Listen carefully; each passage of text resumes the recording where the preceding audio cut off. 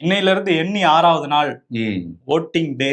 ஆமா, தமிழ்நாடு மக்கள் எல்லாம் வந்து அதுக்கு தயாராகிட்டு இருக்காங்க. அரசியல் கட்சிகளும் ஒரு பக்கம் தயாராகிட்டு இருக்கிறாங்க. எப்பவுமே அரசியல் கட்சிகள் கிட்ட ஒரு பெரிய எதிர்பார்ப்பு எதை வந்து கிரியேட் பண்ணும் அப்படின்னா, ஜூவியோட அந்த மெகா சர்வே. கண்டிப்பா ஜூனியர் விகடன்ல களத்துல வந்து 540 பேருக்கு மேல களத்துல இறங்கி எல்லா மாவட்டங்களுக்கும் போய் அலசி ஆராய்ஞ்சு சர்வே எடுத்துட்டு வந்து அதை கள நிலவரத்தோட ஒப்பிட்டு பகலா தூங்காம ரெஜிஸ்டர் பண்ணிட்டேன். ஆமா, கண்ணெல்லாம் கொஞ்சம் எரியுதுதான், இருந்தாலும் கடமை அழைக்கிறதுன்னு இன்னைக்கு வந்திருக்கிறோம். இந்த சர்வே வந்து முடிவுகள் வந்திருக்கு. இந்த தேர்தல் ரொம்பவே இன்ட்ரெஸ்டிங்கான ஒரு தேர்தல். ஏன்னா டிவிகே ஃபேக்டர் உள்ள வரும்போது என்னென்னலாம் பண்ண போகுது அப்படிங்கிறது நமக்கே இன்ட்ரெஸ்டிங்கா இருந்தது. சர்வே முடிவுகளும் வந்திருக்கு. அந்த முடிவுகள் வந்து எப்ப கடைகள்ல கிடைக்கணும், நாளை காலையில புத்தகமா கிடைக்கும். அதை தாண்டி வந்து சப்ஸ்கிரைப் பண்ணீங்கன்னா நம்ம விகடன் தளத்திலே வந்து நீங்க அதை பார்க்கலாம். அந்த அதுக்கான லிங்க் வந்து கமெண்ட்லயும் டிஸ்கிரிப்ஷன்லயும் இருக்கும். அதுல சப்ஸ்கிரைப் பண்ணிட்டு அதை பார்க்கலாம்.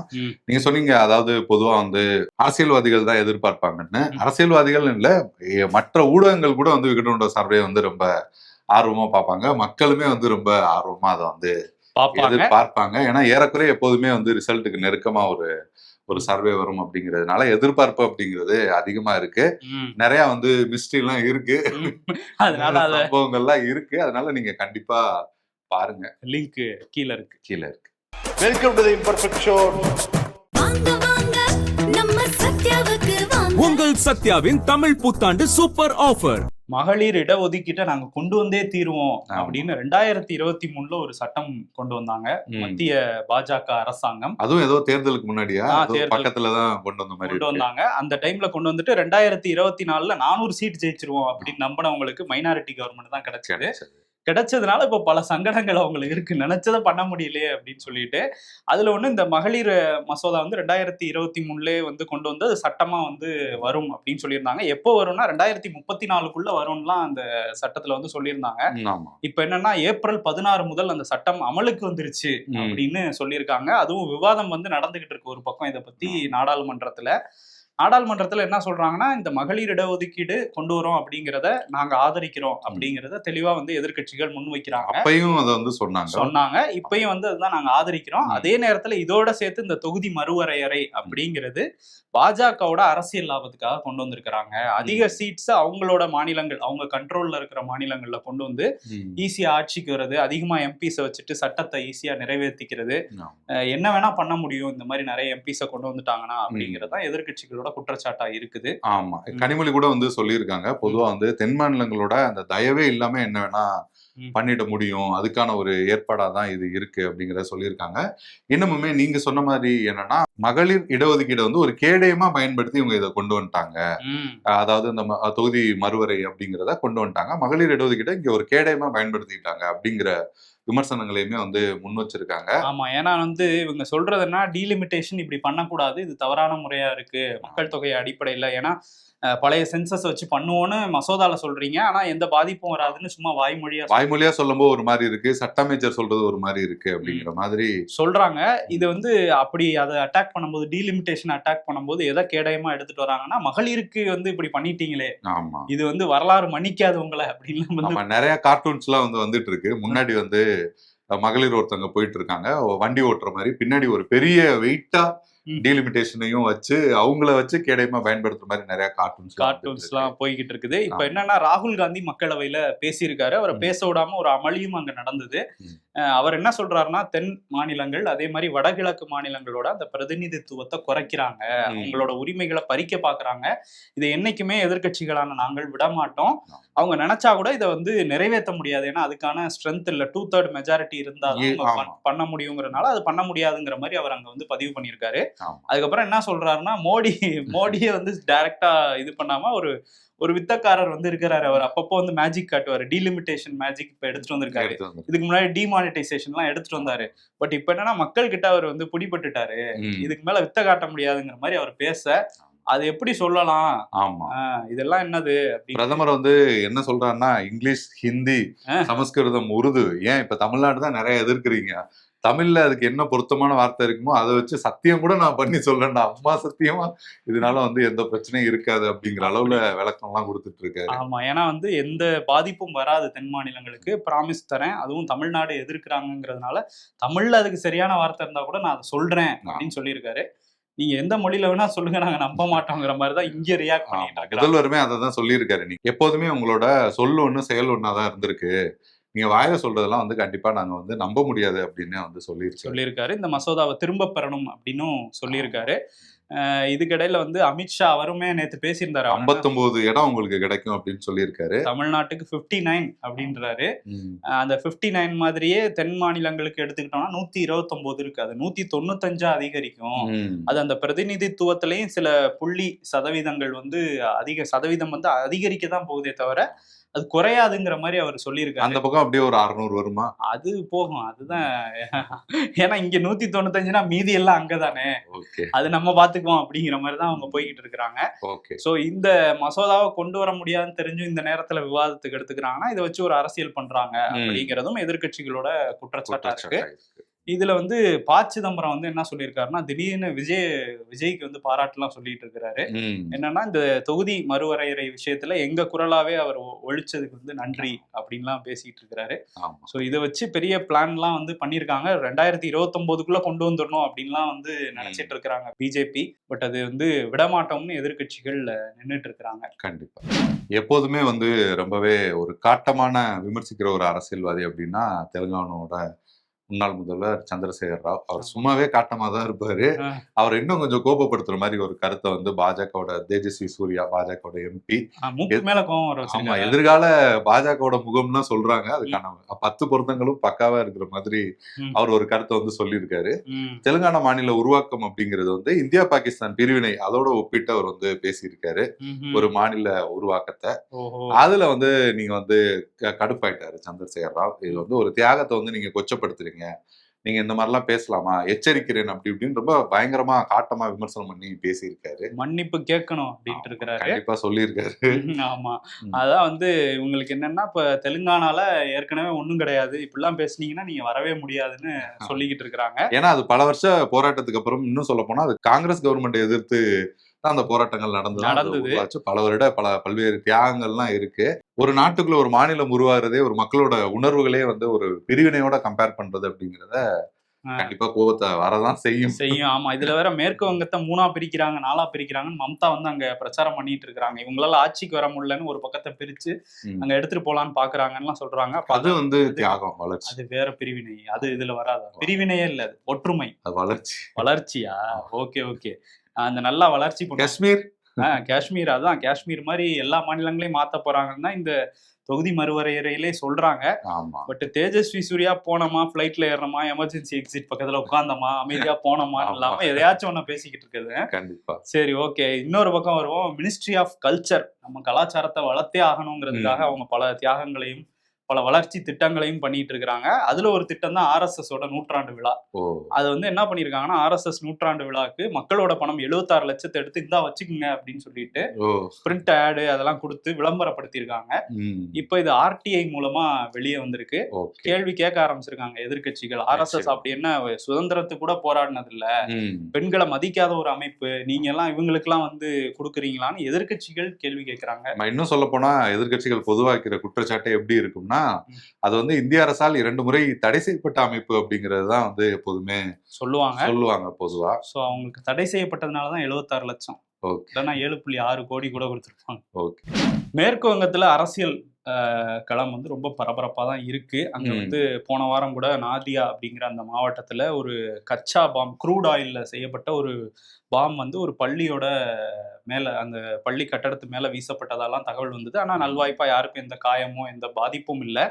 அதை வச்சே 2 பேரும் மாத்தி சண்டை போட்டுக்கிட்டாங்க. திரிணாமுல் காங்கிரஸ்ல இருந்து என்ன சொன்னாங்கன்னா, இது பாஜக தான் திட்டமிட்டு பண்ணியிருக்காங்க, வன்முறையை உருவாக்கி ஜெயிக்க பாக்குறாங்க அப்படின்ட்டு.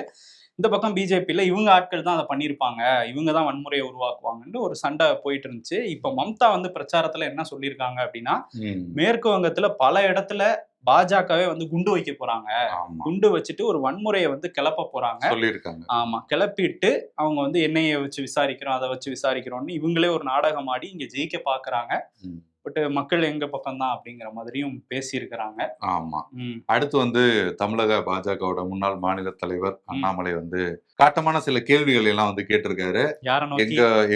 எங்க ஜி, எங்க தலைவர், எங்களோட பாஸ், அவருக்கு எவ்வளவு வேலை இருக்கும், என்ன வேலை, அவரே வந்து எத்தனை டைம் வந்து தமிழ்நாட்டுக்கு பிரச்சாரத்துக்கு வந்துட்டு போறாரு, ராகுல் காந்தி என்ன அவரை விட பிஸியானவரா அப்படிங்கிற ஒரு கேள்வி வந்து கேட்டிருக்காரு. பட் மார்ச்ல வந்தாரு, ஏப்ரல்ல அதிகமா வரலையே ஜி, என்ன எதுவும் சர்வே எடுத்து பாத்துருப்பாங்களா?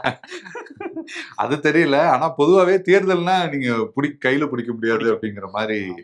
அதான் அதுல பாஜக காரங்களே பொதுவா தேர்தல் வந்துட்டாலே கையில பிடிக்க முடியாது. ஆமா, அதுல ஒரு அந்த கேள்வியை தான் திமுக காரங்களும் கேக்குறாங்கன்னு வச்சுக்கலேன். என்னங்க நீங்க என்ன அவ்வளவு பிஸியா ராகுல் காந்தி, இங்க ஏன் வர மாட்டேங்கிறீங்க அப்படிலாம் சொல்றாங்க. அதுவும் நியாயமான ஒரு கேள்விதான். அவருமே அசால்ட்டா தான் டீல் பண்ணிட்டு இருக்காரு காங்கிரஸ் தமிழ்நாட. மேற்குவங்கத்தையும் அப்படிதான் டீல் பண்றாங்க. அங்கேயாவது ஒண்ணுமே இல்லை, அது கூட விட்டுறலாம். இங்க வந்து எம்எல்ஏக்கள்லாம் வச்சிருந்தாங்க, அப்படிங்கும் போது இங்க வந்து வராம இருக்கிறாருங்கிறது திமுகலே விமர்சனமா வைக்கிறாங்க. பட் ராகுல் தரப்புல திமுக எங்களை நடத்தின விதம் வந்து அவருக்கு பிடிக்கல, அதனால அதிருப்தியில இருக்காருன்னு சொன்னாங்கல்ல. இப்ப என்னன்னா நாளைக்கு வராரு அப்படிங்கிற மாதிரி காங்கிரஸ் தலைவர்கள் சொல்றாங்க. ராகுல் காந்தி வராரு, பொன்னேரி, ஷோலிங்கர் இங்கெல்லாம் வந்து காங்கிரஸ் வேட்பாளர்கள் ஆதரிச்சு பிரச்சாரம் பண்றாரு அப்படிலாம் சொல்றாங்க. பாப்போம் நாளைக்கு வந்து திமுக பிரதர் ஸ்டாலின் இதெல்லாம் யூஸ் பண்றாரா இல்ல திமுக வேட்பாளருக்கு பிரச்சாரம் பண்ணலையா? அதுவும் அது பண்ணுவாரு. அதான் எப்படி பண்ணுவாருங்கிறது நாளைக்கு தானே தெரியும். ஓகே. தைலாபுரத்துல வாக்கு செலுத்தி இருக்காரு ராமதாஸ். ஏன்னா 85 வயசுக்கு மேல உள்ளவங்க எல்லாம் வந்து தபால் வாக்கு போட்டுட்டு இருக்காங்க. அதுல ஆஸ் அ சீனியர் சிட்டிசனா, ஒரு சீனியர் அரசியல்வாதியா நானும் வாக்கு போடுறேன் அப்படின்னு சொல்லிட்டு வாக்கு போட்டிருக்காரு. ஆனா யாருக்கு போட்டிருப்பாரு? திண்டிவனத்துல அவர் வேட்பாளர் கூட போடல. ஆனா வந்து இப்ப வன்னியரசு நிக்கிறாரு விசிகால, கண்டிப்பா போட்டிருக்க மாட்டாரு. ஆமா, அப்படின்ற பட்சத்துல அதிமுகவுக்கு போட்டிருப்பாரோ அப்படின்னு நம்ம சொல்லக்கூடாது. ஏன்னா அங்க வேற வந்து அன்புமணி இருக்காரு. யாருக்கு போட்டான்னு தெரியல. நாம் தமிழருக்கு போட்டிருப்பாரோ, விசில் எதுவும் அடிச்சிருப்பாரோ, அது அவருக்கு தான் வெளிச்சம். அதை விட்டுருவோம், போகக்கூடாது, டீட்டெயிலா போகக்கூடாது. அவர் வந்து டீட்டெயிலா இறங்கி அன்புமணியை வந்து இன்னைக்கு அடிச்சிருக்காரு. இப்போ வியாழக்கிழமை தான் வந்து பேட்டி எல்லாம் கொடுத்து அடிச்சிட்டு இருந்தாரு. இப்போ வெள்ளிக்கிழமை ஒரு சேஞ்சுக்கு அவர் வந்து தைலாபுரத்துல இருந்து பேட்டி கொடுத்திருக்காரு. என்ன சொல்றாருன்னா, நான் செஞ்ச சத்தியத்தை மீறி மகனை வந்து அமைச்சராக்குனேன், குடும்பத்துல இருந்து யாருக்கும் பொறுப்பு கிடையாதுன்னு சொன்னேன், இருந்தா கூட அந்த செஞ்ச சத்தியத்தை மீறி நான் பண்ணது எவ்வளவு பெரிய தப்புங்கிறது இப்பதான் எனக்கு புரியுது. கட்சியை அபகரிச்சுட்டாரு அன்புமணின்னு வந்து சொல்லியிருக்காரு. இன்னொரு பக்கம் ஜி.கே. மணி அவங்க மகளை தானே செயல் தலைவராக்கி இருக்காரு. ஆமா, அது வராது. மகன் வேற மகள் வேற மாதிரி வரும். ஆமா, ஜி.கே. மணி பொதுவா வந்து அவங்க சௌமியா அன்புமணிக்கு வந்து கடந்த நாடாளுமன்ற தேர்தலே அவங்களோட மகள்கள் வந்து தீவிரமா பிரச்சாரம் பண்ணாங்க. அம்மா, சித்தப்பா, மாமா, அத்தை அப்படின்னு சொல்லி ஒரு மாதிரி குடும்ப உறுப்பினர்களோட ஐக்கியமாயிட்டாங்க. அதுக்கப்புறம் ஒரு 2 வருஷம் கழிச்சு திரும்ப இப்ப 2026ல அந்த மாமா அத்தைகள் எல்லாம் பார்க்க வந்திருக்காங்க. ஜெயிச்சிருந்தாலும் 2 வருஷம் வந்திருக்க மாட்டாங்க. அதனால திரும்ப வந்திருக்காங்க. மாமா அத்தைகள் வீட்டுக்கு எல்லாம் இப்ப எங்க போக முடியுது? டைம் இருக்கா? அண்ணன், மாமா, சித்தப்பா, பெரியப்பா அப்படி தர்மபுரியே எங்க குடும்பம் அப்படிங்கிற மாதிரி சொல்றாங்களா? ஆமா, அப்படி இருக்கும்போது என்னன்னா அங்க இப்ப என்ன சொல்றாங்கன்னா, நல்லா இருந்த குடும்பத்தை பிரிச்சுட்டாங்க பாத்தீங்களா அப்படின்னு சொல்லி கண்ணீர் விட்டு ஒரு மாதிரி எமோஷனலா தான் பேசுறாங்க. அதுலயுமே வந்து எப்போதுமே எங்களுக்கு குழந்தை எல்லாம் பிறந்தாங்க, எங்க ஐயா தான் முந்தின நாளே வந்து உட்காந்துருவாரு, குழந்தைகள் பத்தி எல்லாம் ஆசையோட பேசுவாரு, எங்ககிட்டே ஹெல்த் பத்தி எல்லாம் விசாரிப்பாரு, ஆனா எங்க குடும்பத்தை வந்து பிரிச்சுட்டாரு ஜி.கே. மணி அப்படின்னு சொல்லி ரொம்பவே உருக்கமா பேசுறாங்க. ஆமா, இப்பெல்லாம் தோல்ல கை வச்சுட்டு ஐயோன்ட்டு அழுதுகிட்டு இருக்கிறாங்க. அதெல்லாம் வாக்கா மாறும்னு அவங்க ஒரு பிளான் போட்டிருக்காங்க. ஆனா ஜி.கே. மணி என்ன சொல்றாருன்னா, என்ன இப்ப போய் அழுது நாடகம் எல்லாம் போட்டுட்டு இருக்காங்க, நான் எங்க அவங்க குடும்பத்தை பிரிச்சேன், ஐயா முடியாம இருந்தாரு வந்து பார்த்தாங்களா, தலைவர் பதவி எடுத்துட்டீங்க, கொஞ்சம் கோவமா தான் இருந்தேன், மத்தபடி குடும்பத்தெல்லாம் பிரிக்கல அப்படின்றாரு. ஆனா வந்து ராமதாஸ் ஐயா முடியாம இருந்தாரு, வந்து பார்த்தாரு அவரு அன்புமணி, சும்மா இவங்க எல்லாம் டம்மிங்கிற மாதிரி அவர் பேசிட்டு இருக்காரு. ஆனா பையனை அவர் பாருங்க சேஃபா அனுப்பிச்சு விட்டாரு. பெண்ணகரத்துல போய் காங்கிரஸ்ல போட்டியிட வச்சு ஐயா கட்சியில இருந்து எந்த வேட்பாளரையும் எதிர்த்து நிக்க வைக்கல. அதுதானே அரசியல், உண்மையான அரசியல் அதுதான். கோவை தெற்குல போய் நிக்கிறாரு செந்தில் பாலாஜி. கரூர்ல இருந்து அவர் வெளியே போனாலும் கரூருக்குள்ள ரைடு எல்லாம் நடந்துட்டு இருக்கிறான். அதுவும் வருமான வரித்துறை ஐடில இருந்து இன்னைக்கு சோதனை நடத்தி இருக்கிறாங்க. யாரு வீட்டுல நடத்திருக்காங்க, யாரு இடத்துல நடத்திருக்காங்கன்னா, பொங்குமெஸ் சுப்பிரமணி, இவர் வந்து செந்தில் பாலாஜியோட ஆதரவாளர். அதே மாதிரி சக்தி மெஸ் கார்த்தி, இவரோட வீட்லயும் வந்து இவரோட இடங்கள்லயும் சோதனைகள் நடத்தப்பட்டிருக்கு. பட் மெஸ்ஸா பார்த்து போயிருக்கிறாங்க ஐடி. அவங்களுக்கும் பசிக்கும் இல்லையா, சாப்பிட்டுக்கிட்டே ரைடு பண்ணலான்னு அவரு வீட்டுக்கு போயிட்டாங்களா என்னன்னு தெரியல. தேர்தல் வந்துட்டாலே இந்த மாதிரியான சம்பவங்கள் ஐடி வந்து ரொம்ப சுறுசுறுப்பா தான் இருக்கிறாங்க. இடி வந்து மேற்குவங்கத்தை பாத்துக்கிறதுனால ஐடி தமிழ்நாடு இங்க பாத்துக்கிறாங்க. எலெக்ஷன் கமிஷன் எலெக்ஷன் கமிஷன் மொத்தமாவே எலெக்ஷன் எல்லாமே பண்ணிடுவாங்க. அவங்க தானே எல்லாமே. ஓகே. அதனால வந்து அதெல்லாம் நடந்துகிட்டு இருக்குது. ம். அப்படியே வெளிநாட்டு செய்திகளுக்கு போனோம்னா, லெபனான் இஸ்ரேல் வந்து கடுமையா லெபனானை தாக்கிக்கிட்டு இருந்தாங்க. ஏன்னா வந்து ஈரான் மேல தாக்குதலை நிறுத்துறோம், ஆனா லெபனான் மேல மட்டும் விட முடியாது. ஹிஸ்புல்லா வந்து அங்க எங்களுக்கு எதிராக இருக்காங்க, அதனால அவங்கள தாக்குவோம் அப்படின்லாம் சொல்லிட்டு இருந்தாங்கல்ல. ஆமா. இப்ப வாஷிங்டன்ல பேச்சுவார்த்தை நடந்தது ரெண்டு தரப்புக்கும். லெபனானுக்கும் இஸ்ரேல் தரப்புக்கும் வாஷிங்டன்ல அமெரிக்கால வச்சு பேச்சுவார்த்தை நடந்தது. இப்ப என்ன சொல்லியிருக்காரு ட்ரம்ப்னா, 10 நாட்கள் அந்த போரை வந்து நிறுத்துறாங்க, அதுக்கப்புறம் தொடர்ந்து அமைதி பேச்சுவார்த்தைகள் நடக்குங்கிற மாதிரி சொல்லியிருக்காங்க. ஸோ லெபனான் மக்கள் ஒரு கொண்டாட்ட மனநிலைக்கு வந்திருக்காங்க. தாக்குதல் நின்னோன்னா இது நிரந்தரமாகவும் நிக்கணும். கண்டிப்பா.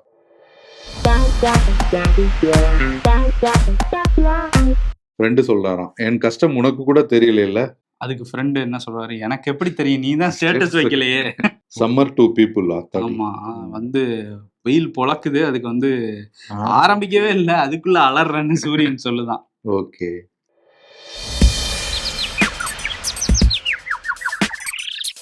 என்னோட ஆபீஸ் கஸ்டமர் கேர் டீம் எனக்கே கால் பண்ணி, சார் இப்ப நல்ல ஆஃபர் போகுதுன்னு ஷோரூம் வர சொல்றாங்க. கடமை உணர்ச்சிக்கு அளவே இல்லையா?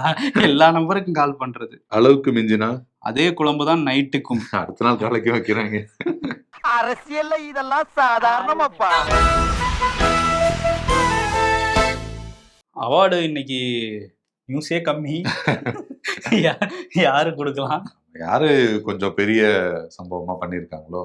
பெரிய சம்பவம் ஜி மட்டும் தான் பண்ணுவாரு எப்பயும். இன்னைக்கும் அவர் தான் பண்ணியிருக்காரு. அப்ப அவருக்கே கொடுத்துடலாம்ல. அவர் வந்து என்னன்னா ராகுலையும் சேர்த்துக்கலாம், ஏன்னா அவர் வந்து மேஜிக் ஷோங்கிறாரு, மெஜிஷியன்ங்கிறாரு. ஆமா. அதனால அவர் கையில தானே மாட்டிக்கிட்டு இருக்கு இந்தியாங்கிற மாதிரி ராகுல் வந்து பேசிக்கிட்டு இருக்கிறாரு. அதை வச்சு வித்த காட்டுறாருலாம் சொல்றதுனால நமக்கு டக்குன்னு மேஜிஷியன்னா யாரு ஞாபகம் வருவா? Kirikalan magic show. கரிகாலனுக்கு கிரிகாலன் மேஜிக் ஷோ தான் ஞாபகம் வருதா? அதனால வந்து கிரேட் கிரிகாலன் மேஜிக் ஷோ அப்படிங்கிற விருதையே பிரதமர் மோடிக்கும் அந்த ஷோவை பாக்குற மாதிரி பேசின ராகுலுக்கும் கொடுத்துட்டு கிளம்புவோம். சர்வே நாளைக்கு வருது, கண்டிப்பா பாருங்க. பார்த்துட்டு உங்க மனநிலை என்னன்னு கமெண்ட்ல சொல்லுங்க, இன்னைக்கே கூட சொல்லுங்க. ஆமா, நன்றி. உங்கள் சத்யாவில் குளு குளு ஏசி ஆஃபர்.